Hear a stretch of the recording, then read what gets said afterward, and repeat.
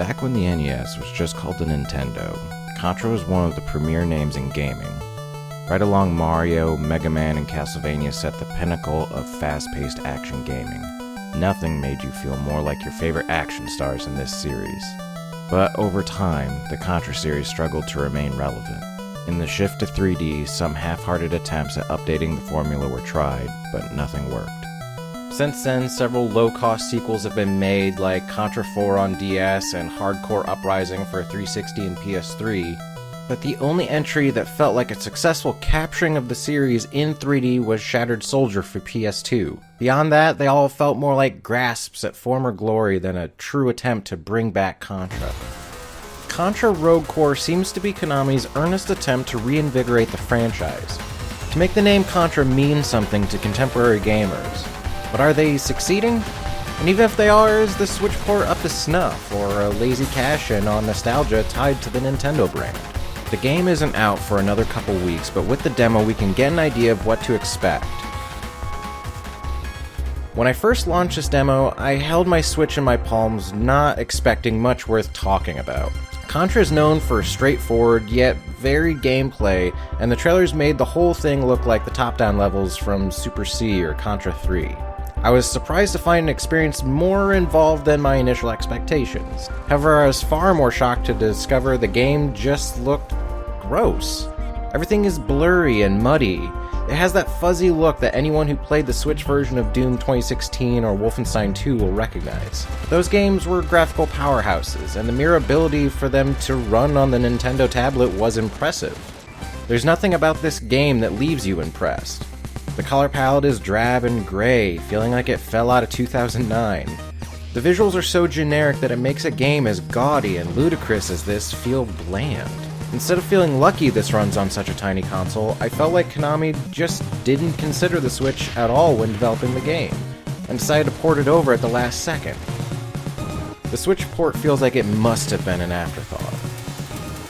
After being gobsmacked by the blurry visuals, I decided to dock my system and see if there was any improvement. I can say the resolution did seem to be bumped up. This didn't really solve the overall problems of the game's palette, but it was slightly less distracting. It was around this time that I noticed the game's frame rate. It's surprisingly solid. I couldn't confirm whether the game was running at 60 FPS, but the action was smooth. I noticed no hitches or slowdown during the entire demo, even with massive enemies and destruction effects occurring. It's clear the devs prioritized frame rate with this port. And while I think that's ultimately the right decision, it clashes horribly with the art style that demands high fidelity for it to be appealing in any way. Also, it might go without saying, as this is effectively a dual joystick shooter, but the Pro Controller proved a much more comfortable way to play this demo. That's taking into account a decent handheld grip that I play with. The game itself is interesting. I can't help but compare Rogue Corps to Blazing Chrome, as both games are directly inspired by Hardcore on Sega Genesis.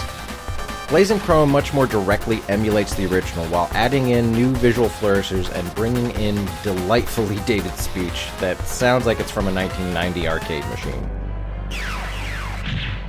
Blazing Chrome. It's stupid but self-aware and fun. And by not taking itself too seriously, there's a feeling of cool that permeates the experience.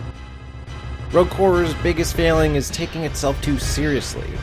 How do you take a game involving an anthropomorphic panda bear seriously?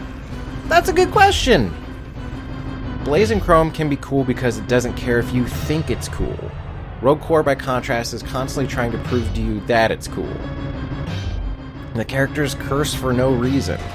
I love to curse. Anybody who's watched my streams knows this. But this feels like a lazy attempt to make the characters seem hardcore, and seems to confuse saying with having a personality. I'll just shoot down this. Again, Blazing Chrome was able to evoke a lot more character, personality, and badassery and make it look far more effortless. I know this review has seemed very negative, but the gameplay does evoke the classic games in more ways than I expected. When you jump, you roll up into a ball like the old console games. It may not seem like a big deal, but nothing has ever captured that in anything approaching a natural look since polygons became the norm. The shooting is frenetic and fast-paced, with weapons that harken back to the classic spread gun.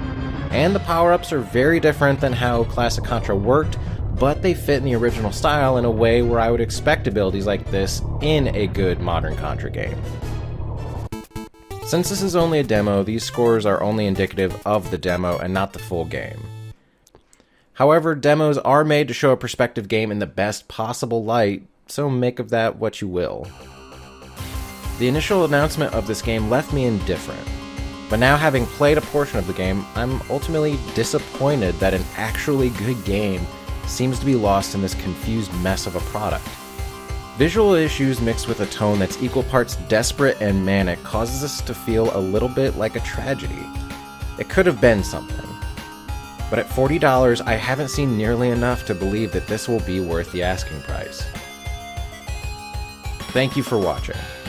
If you'd like to see more coverage of Switch ports to find out if they're up to snuff, please consider supporting our Patreon. Every backer directly impacts how many games this channel can afford to look at and tell you about.